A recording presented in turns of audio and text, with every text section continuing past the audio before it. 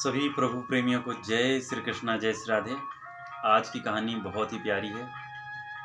एक चोर था, उसने अपने गुरुजी से पूछा कि हे गुरुदेव, मेरा विवाह कब होगा।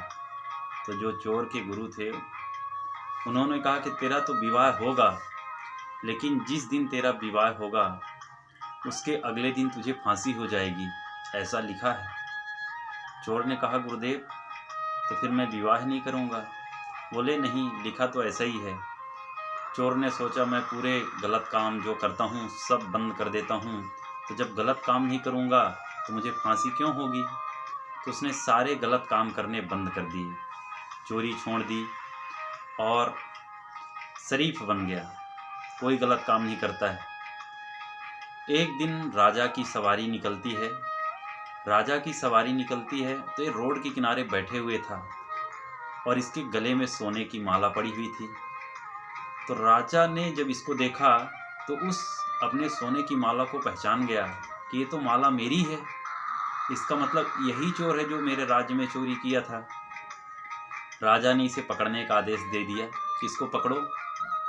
इसने बहुत गोल गोल बातें घुमाई, लेकिन राजा ने बोला कि ये तो जो हार की माला है मेरी है।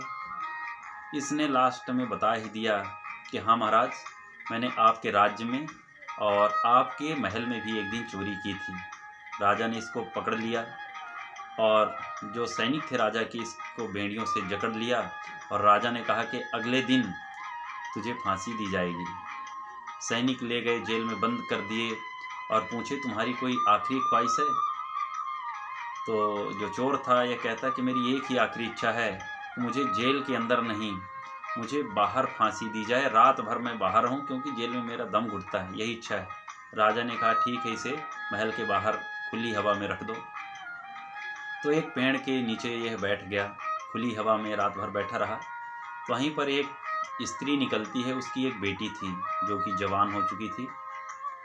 तो सैनिकों ने उस बूढ़ी स्त्री और उस बेटी से पूछा कि तुम लोग कहाँ जा रहे हो। तो कहती है कि हम लोग इस शहर में नए नए आए हैं और काम की तलाश में आए हैं, हम लोग बहुत गरीब हैं, कुछ काम मिल जाता तो हमारा जीवन यापन हो जाता। तो चोर इनकी बात सुन रहा था। चोर ने उन माँ बेटियों से पानी पीने के लिए मांगा, उन माँ बेटियों ने उसे पानी पिलाया। फिर चोर कहता है कि आप क्या चाहते हो। तो माँ कहती है कि मैं यही चाहती हूँ कि कुछ काम मिल जाता तो हम लोगों का भी गुजारा हो जाता। तो चोर कहता है कि मेरे पास बहुत सारा धन है और मैं गाड़ रखा हूँ, लेकिन आपको एक काम करना पड़ेगा। तो उस माँ ने पूछा कि क्या काम करना है।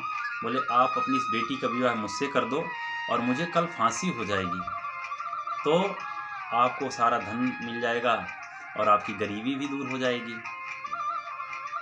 तो उस बेटी की जो माँ थी वह पूछती है कि ठीक है, मैं यदि तुमसे विवाह कर भी दिया एक दिन के लिए, एक रात के लिए, तो इससे तुम्हारा क्या फ़ायदा होगा। तो चोर कहता है कि मेरा फ़ायदा तो बस इतना ही होगा कि यदि मैं इससे विवाह करूँगा और इसका एक दिन के लिए ही सही यदि पति बनूँगा, तो जो यदि मेरी संतान होगी तो मेरा वंश चलेगा और वो मुझे पिंड दान करेगा, इसलिए मेरा जीवन मुक्त हो जाएगा, मेरा उद्धार हो जाएगा।